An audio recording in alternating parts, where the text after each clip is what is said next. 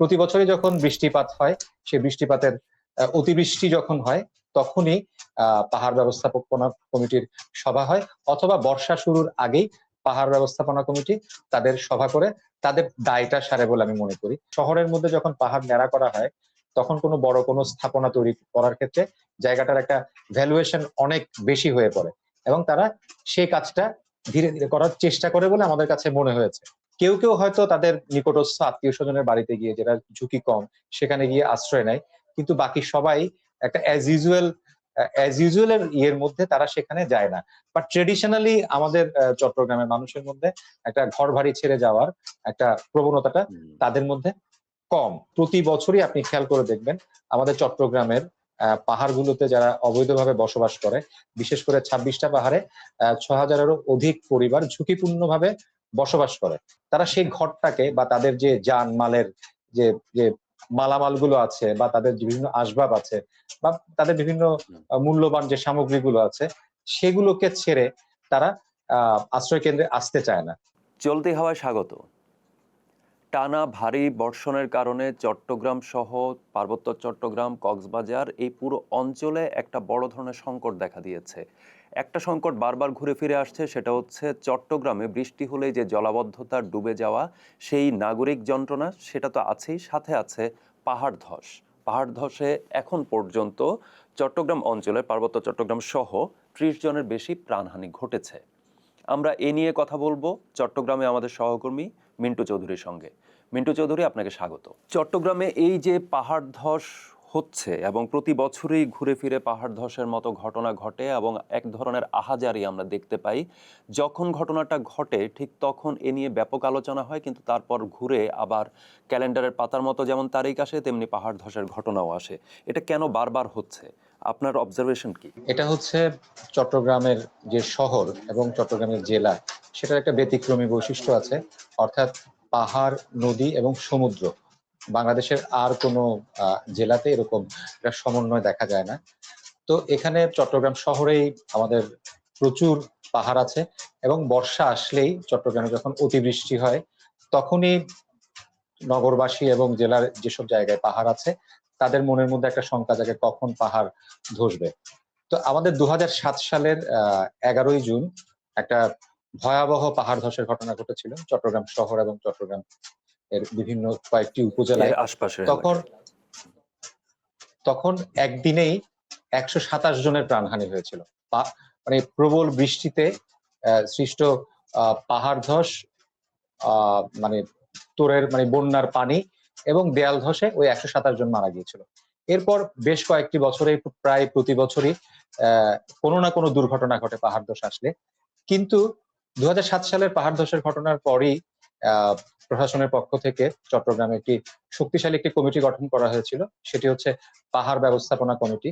তারা বিভিন্ন সুপারিশ করেছিল চট্টগ্রামের পাহাড়গুলোকে কিভাবে সুরক্ষা করা যায়, এবং সেখানে যে বসতিগুলো আছে সেই বসতিগুলোকে সরিয়ে কিভাবে কি করা যায়, পুনর্বাসন না তাদের অন্যত্র সরিয়ে নেয়া, এই জিনিসগুলো সুপারিশ তারা করেছিল। কিন্তু ওই কয়েক বছর পরেই এই শক্তিশালী পাহাড় ব্যবস্থাপনা কমিটির যে সুপারিশ, সেই সুপারিশগুলো আর কখনো আলোর মুখ দেখেনি।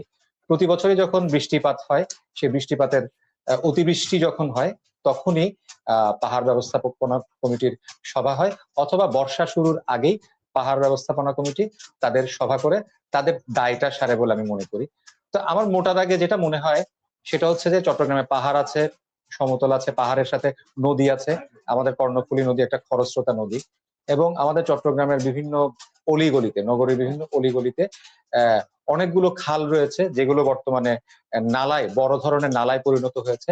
জোয়ারের যখন অতি বর্ষণ হয়, অতি বর্ষণের সাথে জোয়ারের পানি যখন যুক্ত হয়, তখন চট্টগ্রামে জলাবদ্ধতা একটা মারাত্মক একটা পর্যায়ে গিয়ে ঠেকে, এবং টানা কয়েকদিনের বৃষ্টিতে দেখা যায় পাহাড় ধসের মতো ঘটনাও ঘটে এবং প্রাণহানি ঘটে। যেমন এবার এবছরে গত ৫ দিন ধরে টানা বৃষ্টিপাত হচ্ছে। বৃষ্টিপাতের ফলে গত মঙ্গল, বুধ এবং আজকে সকালবেলাও বিভিন্ন স্থানে জলাবদ্ধতার সৃষ্টি হয়েছে। এর মধ্যে চট্টগ্রামে পাহাড় ধসে ৩ জন এবং দেয়াল ধসে একজন মারা গেছে। এই যে আপনি যে কমিটির কথা বললেন, আমি এই আলোচনাটাতে আসতাম যে পাহাড় ব্যবস্থাপনা কমিটি বলে একটা কমিটি করা হলো। আমরা সাধারণত যে কোনো দুর্ঘটনার পরে, আপনি জানেন যে বাংলাদেশের গার্মেন্টস কারখানাগুলোতে নিয়মিত বিরতিতে দুর্ঘটনা হয়, নানা ধরনের বড় সড়ক দুর্ঘটনাও যদি ঘটে, সেসব ক্ষেত্রে আমরা দেখি যে একটা উচ্চপদস্থ তদন্ত কমিটি গঠন করা হয়। এবং আপনি নিজেই বললেন যে এই কমিটি 2007 সালে গঠনের পরে বেশ কিছু সুপারিশ করেছিল, সেটার বাস্তবায়ন হয়নি। কিন্তু আমরা প্রতি বছর, বিশেষত বর্ষার আগে দিয়ে আষাঢ় শ্রাবণ মাসে বা যখন বৃষ্টিপাতটা শুরু হচ্ছে, তখন কমিটি বসছে। এই যে আনুষ্ঠানিকতা, মানে মানুষের জীবনটা একটা আনুষ্ঠানিক আলোচনার বিষয় হয়ে দাঁড়ালো কি? মানে এই জায়গায় প্রশাসন আসলে কোনো ধরনের কোনো পদক্ষেপ নিচ্ছে আদৌ, নাকি একটা গালভরা বুলি বা এই ধরনের আই ওয়াশের মতো এক ধরনের কথাবার্তা চলছে? একটা তথ্য দিই, সেটি হলো মানে 2007 সালে কমিটি হওয়ার পর থেকে এই ধরেন 19 বছরে পাহাড় ব্যবস্থাপনা কমিটি সভায় বসেছে 30টি। 31তম সভাটি হবে 13ই জুলাই। তা আপনি খেয়াল করলে দেখা যাবে প্রতি বছরে তারা কোনো কোনো বছরে 2 বার বা 3 বার বসলেও প্রতি বছরই একটার চেয়ে তারা বেশি সভা করে না। বর্ষা যখন শুরু হয়, অর্থাৎ বর্ষাকালের আগে যখন একটু তাড়াতাড়ি বৃষ্টিপাত হয়, বেশি বৃষ্টিপাত হয়, তখন তারা উদ্যোগ নেয় আপনার কমিটি বসে তারা কি করবে সেটা। তাদের উদ্যোগটা মূলত হয় সেটা হচ্ছে যে পাহাড়ে যে অবৈধ বসতিগুলো আছে সেই বসতিগুলোর মধ্যে তাদেরকে অতি বৃষ্টিপাত হলে তাদেরকে সরে যাওয়ার জন্য মাইকিং করা এবং তাদেরকে তাদের জন্য আশ্রয় কেন্দ্র ঠিক করা এবং আশ্রয় কেন্দ্র ঠিক করে যখন কোনো দুর্ঘটনা ঘটে তখন তাদেরকে জোর করে হলেও আশ্রয় কেন্দ্রে আনা। কিন্তু পাহাড় ব্যবস্থাপনা কমিটির সুপারিশের মধ্যে যে পাহাড়গুলো সুরক্ষা দেওয়ার জন্য যে সিদ্ধান্তগুলো নেয়ার কথা ছিল বা সেগুলো কিন্তু বাস্তবায়ন হচ্ছে না। এখানে সবচেয়ে বড় বিষয়, আপনি আমাকে শুরুর দিকে বলেছিলেন যে বৃষ্টি যখন হয় তাদেরকে সরিয়ে নেওয়ার জন্য মাইকিং হয় এবং সরিয়ে নেওয়ার জন্য বিভিন্ন উদ্যোগ গ্রহণ করা হয়। উদ্যোগগুলোর ক্ষেত্রে এই কয়েকটি উদ্যোগ ছাড়া তেমন কিছু হয় না। বিভিন্ন সময়ে ধরেন সিটি কর্পোরেশন সহ বিভিন্ন সেবাদানকারী সংস্থাগুলো আহ পুনর্বাসনের উদ্যোগ নিয়েছিল, অর্থাৎ মূলত পাহাড়ের পাদদেশে নিম্ন আয়ের মানুষরাই বেশি বসবাস করে থাকে। তো এই নিম্ন এই আয়ের জায়গায় মানুষরা আমি আহ, আহ, এইখানে আমি একটু বলতে চাই, সেটা হচ্ছে যে আপনি চর্চায় আপনার একটি প্রতিবেদন প্রকাশিত হয়েছে, সেখানে আপনি উল্লেখ করেছেন যে এই আশ্রয় কেন্দ্রের প্রসঙ্গটি আপনি উল্লেখ করেছেন এবং এই যে নিম্ন আয়ের মানুষের বসতির প্রসঙ্গটি উল্লেখ করেছেন। আশ্রয় কেন্দ্রের ক্ষেত্রে একটা বক্তব্য আমরা পেয়েছি প্রশাসনের তরফ থেকে, সেটা হলো আশ্রয় কেন্দ্রের যাওয়ার জন্য বা এই ধরনের বিপদসংকুল একটা পরিস্থিতি তৈরি হচ্ছে, এই মর্মে যখন অবস্থাটা তৈরি হয়, তখন প্রশাসনের পক্ষ থেকে আশ্রয় কেন্দ্রে যাওয়ার জন্য মাইকিং করা সত্ত্বেও অনেক মানুষই আসলে আশ্রয় কেন্দ্রে যেতে চায় না। এই ক্ষেত্রে আসলে কারণটা কি? আপনার কি মনে হয় যে এখানে আসলে কেন মানুষ ঝুঁকি জেনেও আশ্রয় কেন্দ্রে যেতে চাচ্ছে না, এক? আর দ্বিতীয় যে প্রশ্নটি করতে চাই সেটা হলো যে এই যে নিম্ন আয়ের মানুষ ওখানে কেন যাচ্ছে, আসলে কেন ওইখানে বসতিটা হচ্ছে? প্রথম প্রশ্নের উত্তর হলো এবারে যখন টানা 5 দিনের বৃষ্টির শুরুর দিকে প্রশাসন চট্টগ্রামের 5 জন অ্যাসিল্যান্ডকে প্রধান করে আহ, বিভিন্ন ভাগ করে দিয়েছে, যে পাহাড়ের দুর্যোগ প্রবণ পাহাড় যেগুলো আছে, ঝুঁকিপূর্ণ পাহাড় যেগুলোতে বসতি আছে, তাদের নেতৃত্বে সেখানে পরিদর্শন করা হচ্ছে, তাদেরকে গিয়ে বলা হচ্ছে, তাদের সরে যাওয়ার জন্য মাইকিং করা হচ্ছে। কিন্তু তারপরও তারা সরছে না। সর্বশেষ গতকাল আহ আহ এখানে এই 1600 2 নম্বর গেটের চশমা হিলের ওখানে পাহাড় ধসে যে যে দুর্ঘটনা ঘটেছিল, সেখানে গিয়েও কিন্তু মাইকিং করা হয়েছিল। তারপর রাঙ্গুনিয়াতে যে একজন মহিলা মারা গেছেন, সেখানেও মাইকিং করা হয়েছিল।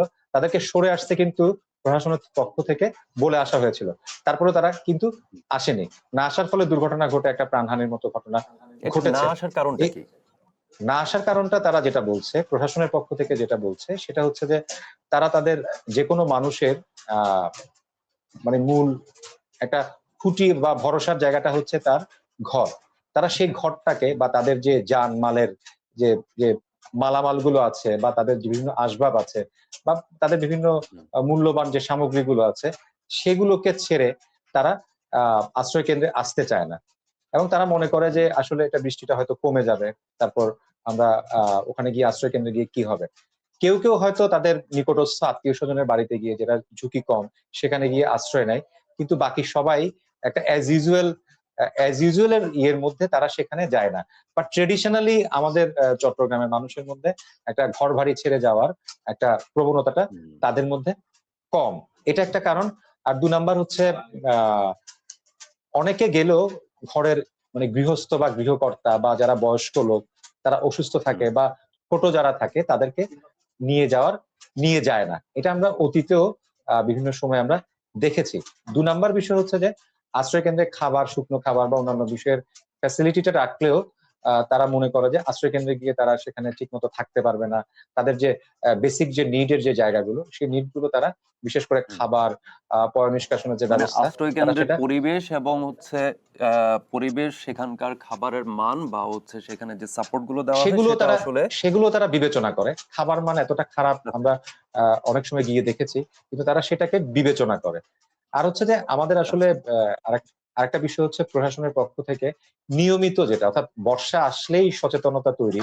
এই জায়গার এই জায়গার বাইরে আমাদেরকে যাওয়া দরকার। নিয়মিত তাদেরকে মানে মনিটরিং এবং তাদেরকে মোবিলাইজেশন করা যে এখানে থাকলে কি হবে না হবে সে জিনিসগুলো হুম, করা হয় না। ২০০৭ সালের ধসের পর কয়েক বছর করা হয়েছিল। কিন্তু হুম। পরবর্তীতে মানে পাহাড় ধসে মৃত্যুর সংখ্যাটা কমে আসার কারণে নগরীতে সেই উদ্যোগটা মানে সংখ্যার বিচারে অতটা ভয়াবহ মনে হয়নি। ভয়াবহ মনে হয়নি। আরেকটা বিষয় আমি বলতে চাই, সেটা হচ্ছে হুম, এই যে আমাদের প্রতি বছরই আপনি খেয়াল করে দেখবেন আমাদের চট্টগ্রামের পাহাড়গুলোতে যারা অবৈধভাবে বসবাস করে, বিশেষ করে ২৬ টা পাহাড়ে ৬,০০০ এরও অধিক পরিবার ঝুঁকিপূর্ণভাবে বসবাস করে। এটা হচ্ছে ২০২৩ সালে পাহাড় ব্যবস্থাপনা কমিটির দেয়া তালিকা অনুযায়ী। প্রকৃত তালিকাটা কিন্তু এর চেয়ে অনেক বেশি। তো গত আচ্ছা। ২০২৩ সালের পর থেকে কিন্তু এখনো পর্যন্ত প্রশাসনের পক্ষ থেকে তালিকাটা হালনাগাদ করা হয়নি। চট্টগ্রাম জেলা প্রশাসন সর্বশেষ পরশুদিন তারা বলছে একই সংখ্যাটাই তারা আমাদেরকে জানিয়েছে, গণমাধ্যমকে জানিয়েছে। এতটুকুই মানে ২৬ টা পাহাড়ে ৬,০০০ এর অধিক পরিবার বসবাস করে। মানে এইটার কোনো ধরনের আসলে যথাযথ তথ্য আমরা আসলে পাচ্ছি না। যথাযথ তথ্য আমরা পাচ্ছি না বা তাদের তালিকা করার হুম, ক্ষেত্রে আপনার একটু মানে একটু ঢিলেমি রয়েছে। এটা আমি মনে করি আরকি। আর আচ্ছা। দ্বিতীয়ত যেটা মানে আমাদের এই পাহাড়গুলোর পাদদেশে ঝুঁকিপূর্ণভাবে নিম্ন আয়ের মানুষ কেন বসবাস করে? একটা আমরা দেখেছি অতীতে মানে গত কয়েক বছর বা তারও আগে যখন পাহাড় ধসে মানুষ মারা গেছে, প্রশাসন তাদেরকে উচ্ছেদ করতে গেছে, তাদেরকে সরিয়ে নিতে গেছে। কিন্তু উচ্ছেদ করতে গিয়ে দেখা যায় যে পাহাড়গুলোতে ওই বসতিগুলো বৈধ কোনো বসতি না। এবং ২৬ টা পাহাড়ে যেগুলোতে বসতি আছে সেখানকার ১৬ টি পাহাড় হচ্ছে সরকারি বিভিন্ন সংস্থার মালিকানাধীন। আর বাকি ১০ টি পাহাড় হচ্ছে বেসরকারি বিভিন্ন ব্যক্তি বা বেসরকারি কোনো প্রতিষ্ঠানের মালিকানাধীন। দেখা যায় আপনি ৳২ থেকে ৳৩,০০০ ভাড়ার মধ্যে বা ৳১.৫ থেকে ৳২,০০০ ভাড়ার মধ্যে গ্যাস সুবিধা অথবা পানি সুবিধা বা ইলেকট্রিসিটি সুবিধা ওই বাসাগুলোতে পাচ্ছেন। কিন্তু আপনি চট্টগ্রাম শহরের অন্য কোনো জায়গায় কম ভাড়াতে এর চেয়ে কম ভাড়াতে কোনো বাসা আপনি পাবেন না। বরং এর চেয়ে কমপক্ষে ৳৩ থেকে ৳৪,০০০ বেশি ভাড়াতে আপনাকে থাকতে হবে। সে কারণে অর্থাৎ হুম। এই নিম্ন আয়ের মানুষ বিশেষ করে রিক্শাওয়ালা বা অটোরিক্শাওয়ালা বা দিনমজুর বা কারো বাসার গৃহকর্মী তারাই কিন্তু এখানে বেশি বসবাস করে। এবং স্থানীয় প্রভাবশালীরা তাদেরকে ওখানে পাহাড়ের পাদদেশে কেটে তাদেরকে সেখানে বসবাস করে ভাড়া দেয় এবং তারা অন্যায়ভাবে কিন্তু অনৈতিকভাবে সেখানে আ ভাড়া দিচ্ছে। অবস্থান করে। এভাবেই প্রভাব এভাবে প্রভাবশালীদের একটা ইয়েতে তারা এটা কি কোনোভাবে আ এই এই অ্যা এই জায়গাটা যে এই যে ভাড়া দেওয়া বা পাহাড়ের গায়ে বসতি স্থাপন করে প্রভাবশালীরা আপনি বললেন, এটা কি কোনোভাবে পাহাড় দখলের প্রক্রিয়ার সঙ্গে যুক্ত কিনা? সে এই বিষয়টা নিয়ে আপনি কি বলবেন? যে আমি ২-১ পরিবার বা ৪-৫ পরিবার করে আস্তে, আস্তে বসতি স্থাপনের মধ্য দিয়ে আমি আসলে পাহাড় দখল করছি কিনা? একটা হচ্ছে একটা হচ্ছে অর্থাৎ কোন একটা পাহাড় যখন আমরা অতীত থেকে দেখেছি ২০০৭ থেকে দেখেছি মতিঝর্ণা, লালখান বাজার, টাঙ্কির পাহাড় এইসব জায়গাগুলোতে অ্যা অর্থাৎ কোন একটা পাহাড়ের একটা অংশ কেটে সেখানে বসতি করা হচ্ছে। তো ধরেন ১০ টা বসতি হলো। ১০ টা বসতি হওয়ার পর তারা তাদের আ ওয়া টয়লেট, তারা তাদের রান্নাঘর, তারা তাদের অন্য কোনো আ বসার জায়গা বা অন্য কোনো ছোট, ছোট জায়গা আস্তে, আস্তে তারা কেটে পাহাড়ের আরো একটা বড় অংশ তারা কেটে ফেলছে। ধীরে, ধীরে বছর পর বছর গিয়ে সেই পাহাড়টা অনেকটা ন্যাড়া হয়ে যাচ্ছে এবং পাহাড়টা প্রায় অর্ধেক পরিমাণে সমতল হয়ে যাচ্ছে। এবং এই সমতল হওয়ার জায়গাটা অর্থাৎ এই অবৈধভাবে বসতি করতে দেয়া মানুষগুলো তারা আস্তে আস্তে তাদেরকে দিয়ে প্রভাবশালীরা সে পাহাড়টাকে ন্যাড়া করছে, এবং ন্যাড়া করার মধ্য দিয়ে তারা পরবর্তীতে সেখানে একটা বড় কোনো স্থাপনা, অর্থাৎ শহরের মধ্যে যখন পাহাড় ন্যাড়া করা হয় তখন কোনো বড় কোনো স্থাপনা তৈরি করার ক্ষেত্রে জায়গাটার একটা ভ্যালুয়েশন অনেক বেশি হয়ে পড়ে, এবং তারা সেই কাজটা ধীরে ধীরে করার চেষ্টা করে বলে আমাদের কাছে মনে হয়েছে। এই জায়গাটায় আমি একটু বলে নিতে চাই, সেটা হলো যখন আপনি পাহাড়ের কোনো একটি যেই ঢাল, সেই ঢালকে যখন আপনি ন্যাড়া করবেন এবং সেই অর্থাৎ গাছ কেটে ফেললেন বা ঘাস তুলে ফেললেন, সেখানে বসতি স্থাপন করলেন, সেখান থেকে কিন্তু বৃষ্টির পানিতে সেই মাটিগুলো আস্তে আস্তে সরে যেতে থাকে। কিছু কিছু ক্ষেত্রে এমনকি খাড়াভাবে পাহাড় কেটে ফেলা, এবং সেই জায়গায় দেখা যায় যে ওটা ভীষণভাবে ঝুঁকিপূর্ণ হয়ে যায়। যেই সবুজ আস্তরণটা যদি সরে যায় পাহাড়ের গা থেকে, তাহলে মাটি ধরে রাখার সক্ষমতা কিন্তু কমে যায়, এবং এইটা পাহাড় ধসের অন্যতম একটি কারণ। আমরা যাচ্ছি মিন্টু চৌধুরীর কাছে। এই যে আমি এবার জলাবদ্ধতার প্রসঙ্গটিতে আসব। জলাবদ্ধতা, এই যে চট্টগ্রাম সিটি কর্পোরেশন বা সিডিএ, চট্টগ্রাম উন্নয়ন কর্তৃপক্ষ যেটা, বা পানি উন্নয়ন বোর্ড, এই ৩ কর্তৃপক্ষের মধ্য দিয়ে আমরা দীর্ঘ সময় ধরে এই জলাবদ্ধতা নিরসনে নানা ধরনের প্রকল্প বাস্তবায়ন হতে দেখেছি, বা নানা ধরনের কথা আমরা শুনেছি। আসলে কতটুকু বাস্তবায়ন হলো, যদি বাস্তবায়ন হয়ে থাকে তাহলে এই জলাবদ্ধতা এখনো কাটছে না কেন? আজকেরও একটি খুবই হৃদয় বিদারক একটি দুর্ঘটনার খবর যদি আমরা বলি, সেটা হচ্ছে দাদুর সাথে তার নাতিকে বের হয়েছিল, নালায় ভেসে চলে গেছে। আমরা এই নালায় ভেসে যাওয়া বা কখনো বয়স্ক ব্যক্তি ভেসে যাচ্ছে, এই ধরনের দুর্ঘটনা কিন্তু আমরা প্রায় শুনি, বিশেষত বর্ষা মৌসুমটা যখন আসে তখনই আমরা এটা দেখতে পাই। এই যে জলাবদ্ধতা, অর্থাৎ কোথায় সড়ক আর কোথায় নালা, কোথায় খাল, এই পানির সরানোর যে ব্যবস্থাপনা, এই জায়গাগুলোতে আসলে কি কি প্রকল্প বাস্তবায়িত হলো এবং সেটার ফল আমরা পাচ্ছি না কেন? চট্টগ্রাম শহরে জলাবদ্ধতার যে সমস্যাটা, অর্থাৎ অতিবৃষ্টি না, স্বল্প বৃষ্টি হলে চট্টগ্রাম শহরের বিভিন্ন স্থানে জলাবদ্ধতা তৈরি হয়। তো চট্টগ্রাম শহরের নিচু এলাকা এবং নদীর সাথে, কর্ণফুলী নদীর সাথে এই বিভিন্ন খালগুলো, চট্টগ্রাম শহরের বিভিন্ন পথে বয়ে যাওয়া খালগুলোর সাথে কর্ণফুলী নদীর একটা সংযোগ আছে, এবং জোয়ার আসলে আমাদের অতিবৃষ্টি এবং জমে যাওয়া পানির সাথে জোয়ার আসলে আপনার চট্টগ্রাম শহরের জলাবদ্ধতা আরো বেড়ে যায়। তো এই ক্ষেত্রে সিটি কর্পোরেশন বিভিন্ন সময়ে বিভিন্ন উদ্যোগ নিয়েছে। তারা মূলত আসলে নালাগুলো পরিষ্কার এবং খালগুলো পরিষ্কার এবং পাড়গুলো বাঁধানোর মধ্যে সীমাবদ্ধ। বিগত আওয়ামী লীগ সরকারের আমলে সিটি কর্পোরেশনকে বাদ দিয়ে চট্টগ্রাম উন্নয়ন কর্তৃপক্ষকে দিয়ে একটি মেগা প্রকল্প হাতে নেওয়া হয়েছিল জলাবদ্ধতা নিরসনে। সেই প্রকল্পের কাজ এখনো চলছে, যেটার পূর্ত কাজগুলো করছে আমাদের সেনাবাহিনীর মানে ইঞ্জিনিয়ারিং ব্রিগেড। তো তারা আসলে দীর্ঘদিন ধরে কাজ করছে, কাজ করে তারা মানে খালগুলোর, চট্টগ্রামের 36টা খালকে তারা দুপার বাঁধানো এবং খালগুলোর গভীরতা মানে খনন করে গভীরতাটা ইয়ে করা এবং ময়লা বৃদ্ধি পরিষ্কারের করা।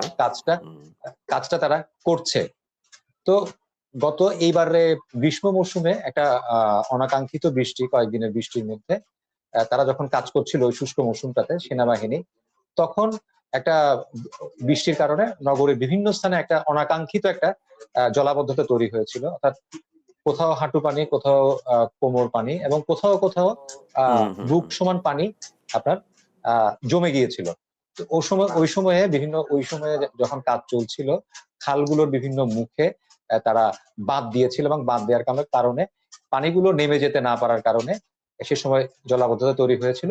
পরবর্তীতে বিভিন্ন গণমাধ্যমে এটা নিয়ে আলোচনা সমালোচনার পর সিটি কর্পোরেশনের পক্ষ থেকে সেই বাঁধগুলো কেটে দেওয়া হয়।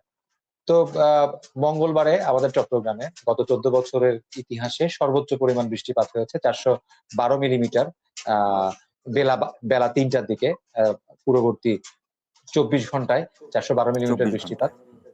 ওই সময়ে আমাদের এখানে ওই দিনই চট্টগ্রামে প্রচুর বৃষ্টিপাত হয়েছে, এবং প্রায় অর্ধেকেরও বেশি এলাকা জলমগ্ন না মানে জলাবদ্ধতা তৈরি হয়েছে।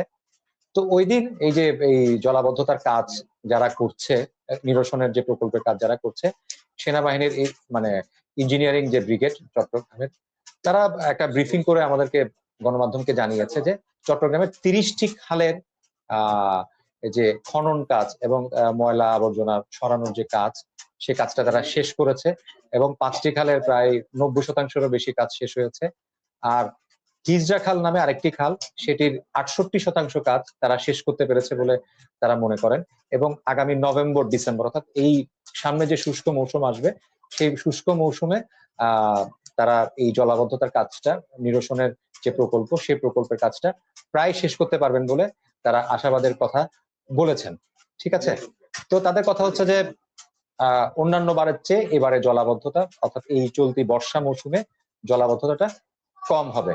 এখানে আমি একটু যোগ করতে চাই আপনার প্রশ্নের সাথে, সেটা হচ্ছে যে মানে চট্টগ্রাম সিটি কর্পোরেশন বা উন্নয়ন কর্তৃপক্ষ তার প্রকল্পগুলো তারা কাজগুলো করছে, তারা ড্রেনেজ সিস্টেমের কাজ করছে বা নালা এবং খাল থেকে ময়লাগুলো সরানোর কাজ করছে, খনন কাজ করছে। কিন্তু আমাদের চট্টগ্রাম শহরে আরেকটি বড় সমস্যা হচ্ছে যে বর্জ্য নিষ্কাশন ব্যবস্থা। অর্থাৎ সিটি কর্পোরেশন বা অন্যান্য সংস্থাগুলো তারা ময়লাগুলো বা বর্জ্যগুলো খাল নালা থেকে সরিয়ে নিচ্ছে, কিন্তু ধরেন এটা 15-20 দিনের মধ্যে আবার সেই নালা খালগুলো আবার একই হয়ে যাচ্ছে, অর্থাৎ বর্জ্যে ভরে যাচ্ছে এবং ওই কারণগুলোতেই আপনার মানে জলাবদ্ধতাটা আরো বেশি হচ্ছে এবং অনেক সময় ধরে এই বৃষ্টি চলে গেলেও অনেক সময় বৃষ্টির পানিগুলো মানে আটকে পড়ছে। সরছে না। সে কারণে জলাবদ্ধতাটা সরছে না এবং জলাবদ্ধতাটা আরো বেশি করে বোঝা যায়। তো এইটা হচ্ছে যে আমাদের মূল সংকট বলে মনে করি। আরেকটা বিষয়, বড় বিষয় আমার কাছে যেটা মনে হয়েছে, আমি বেশ অনেক বছর ধরে সাংবাদিকতা করছি। এই সময়ে আমাদের সেবাদানকারী যে সংস্থাগুলো, সেই সংস্থাগুলো অর্থাৎ সিটি কর্পোরেশন, চট্টগ্রাম ওয়াসা এবং চট্টগ্রাম উন্নয়ন কর্তৃপক্ষ, তাদের মধ্যে সমন্বিত উদ্যোগ না থাকার কারণে আমাদের চট্টগ্রামের যে অপরিকল্পিত যে নগরায়ন এবং পাহাড় কাটা বা পাহাড়গুলোকে সুরক্ষা করার যে জায়গাগুলো, সামগ্রিকভাবে সমন্বয়হীনতার কারণেই আপনার মানে উন্নয়ন কাজগুলো হচ্ছে একটা উন্নয়ন কাজের কারণে কোন একটা এলাকায় সেখানে ড্রেনেজ ব্যবস্থা বিপর্যস্ত হয়, ভেঙে যায়, নালা আপনার প্রতিবন্ধকতা তৈরি হয়, খালে প্রতিবন্ধকতা তৈরি হয়। ওই সময় যদি বর্ষাকাল হয় এবং বর্ষার কারণে অতিবৃষ্টির কারণে ওইসব এলাকাগুলো জলমগ্নতা না হওয়া কথা থাকলেও জলমগ্ন হয়ে পড়ে এবং পানি আটকে পড়ে। এই ধরনের ঘটনাগুলো অহরহ আমাদের চট্টগ্রাম শহরের বিভিন্ন জায়গায়। মূলত এক ধরনের সমন্বয়হীনতার প্রসঙ্গ আছে। আমি একদম শেষ পর্যায়ে আপনি যদি এই জায়গাটা একটু বলেন যে এই যে বর্তমান যে সিচুয়েশন, জলাবদ্ধতা বলি বা হচ্ছে চট্টগ্রাম মহানগর ও এর আশপাশের এলাকায় ভূমিধস বা পাহাড় ধসের যে শঙ্কা, এই পজিশনে আসলে আমাদের প্রশাসনের কোন কোন অংশ কি ধরনের কাজ করছে, তাদের দিক থেকে আসলে কি বলা হচ্ছে? চট্টগ্রাম সিটি কর্পোরেশন মূলত যে কাজগুলো করছে, আমাদের সিটি কর্পোরেশনের মেয়র ডাক্তার শাহাদাত হোসেন, তিনি প্রথম যেদিন বর্ষা শুরু হয়েছে এবং পানি জমে গেছে, সেদিন থেকে উনি জলমগ্ন বিভিন্ন এলাকা এবং জলাবদ্ধতা যেখানে যেখানে সৃষ্টি হয়েছে সেখানে তিনি তার টিম নিয়ে প্রত্যেকটা জায়গায় ঘুরছেন। তিনি বলছেন যে অন্যান্য বারের চেয়ে এবারে জলাবদ্ধতা কম এবং সিটি কর্পোরেশনের পরিচ্ছন্ন কর্মী বা সিটি কর্পোরেশনের কর্মকর্তারা বিভিন্ন জায়গায় গিয়ে খালগুলো নালাগুলো তারা পরিচ্ছন্ন করার চেষ্টা করছেন এবং পানি যেখানে যেখানে জমে আছে সেই জায়গাগুলো থেকে প্রতিবন্ধকতাটা কোন জায়গায় আছে সেগুলো সরানোর চেষ্টা করছেন। আর যে জলাবদ্ধতার যে প্রকল্পটা চলছে সেই প্রকল্পটা মূলত বাস্তবায়ন করছে চট্টগ্রাম উন্নয়ন কর্তৃপক্ষ। তো উন্নয়ন কর্তৃপক্ষের আমাদের যিনি চেয়ারম্যান ইঞ্জিনিয়ার বেলায়েত হোসেন, তিনি বিএনপি নেতাও, তিনি সেনাবাহিনীকে নিয়ে এবং তার সিডি এর বিভিন্ন কর্মকর্তা কর্মচারীদেরকে নিয়ে যেখানে যেখানে প্রকল্পের কাজগুলো চলছে সেখানকার প্রকল্পের অগ্রগতি এবং জমে থাকা পানিগুলো কিভাবে দ্রুত নিরসন করা যায় সেভাবে তারা মাঠে আছেন। আর সেনাবাহিনীর যে টিম যেটা পূর্ত কাজের যে বাস্তবায়ন করছে, তারাও বিভিন্ন জায়গায় তারা কাজ করছেন এবং জল যাতে বেশিক্ষণ সময় পানি যাতে বেশি সময় ধরে জমে থাকতে না পারে সেই উদ্যোগ নিচ্ছেন। তারপরও আসলে ধারাবাহিক ভারী বৃষ্টিপাতের কারণে এবং জোয়ারের কারণে পানি আসলে চট্টগ্রামের পানি পুরোপুরি ভাবে আসলে সরছে না। ধন্যবাদ মিন্টু চৌধুরী আমাদের সময় দেওয়ার জন্য। আমাদের এই যে আবহাওয়া অধিদপ্তরের পক্ষ থেকে জানানো হয়েছে ভারী বর্ষণ আরও কিছুদিন থাকতে পারে এবং তার মানে ভারী বর্ষণ থাকা মানে পাহাড়ি অঞ্চলগুলোতে আসলে এই ঝুঁকিটা থেকেই যাচ্ছে যে পাহাড় ধস বা ভূমিধস যেটাই বলি না কেন সেই ঝুঁকির মুখে সেইখানে বসবাসকারী মানুষ যারা আছেন, সেটা যে ধরনের যে পেশারই মানুষ হন না কেন, তারা কিন্তু ঝুঁকির মুখে থাকছেন, এবং ঝুঁকি মানে কিন্তু প্রাণহানির ঝুঁকি। তো এই ক্ষেত্রে আশ্রয় কেন্দ্রে যাওয়ার জন্য প্রশাসনের তরফ থেকে যেটা বারবার করে বলা হচ্ছে, আমরা অবশ্যই প্রত্যাশা করব মানুষ সেই কথাটা শুনবে, আশ্রয় কেন্দ্রে যাবে, এবং আশ্রয় কেন্দ্রে গিয়ে সেই ঝুঁকির সময়টা অন্তত পার করে আসবে। পাশাপাশি আরেকটি যে বিষয়, সেটি হলো শুধু বর্ষা মৌসুম এলেই কর্তৃপক্ষ বা প্রশাসনিক বিভিন্ন অঙ্গ সচেতন হয়ে সক্রিয় হবে, এই বাস্তবতা থেকে বেরিয়ে আসা। এবং প্রতি বছর যেহেতু একই অঞ্চলে বারবার একই ধরনের দুর্ঘটনাগুলো ঘটছে, এবং এর মধ্য দিয়ে মানুষ তার প্রাণ হারাচ্ছে, বিভিন্ন বয়সী শিশুদের মৃত্যু আমরা দেখছি, এখানে বয়স্ক মানুষরা মারা যাচ্ছে, নারীরা মারা যাচ্ছে। এটা থেকে মুক্ত হতে হলে আসলে প্রশাসনের সেই অংশগুলোকে সক্রিয় হতে হবে, সারা বছর ধরেই এই সচেতনতা কার্যক্রমটি চালাতে হবে, পাহাড়কে রক্ষা করতে হবে। মিন্টু চৌধুরী যেটা জোর দিলেন সেটা হচ্ছে, পাহাড় যদি এইভাবে দখল হয় বা পাহাড়ে যদি এভাবে বসতি স্থাপন হয়, তাহলে পাহাড় আক্রান্ত হয়, আর পাহাড় আক্রান্ত হলে সেখানে বসবাসকারী মানুষ তো আক্রান্ত হবেই। আপনারা কি মনে করছেন জানান চর্চার ইউটিউব চ্যানেল এবং ফেসবুক পেজের কমেন্ট বক্সে।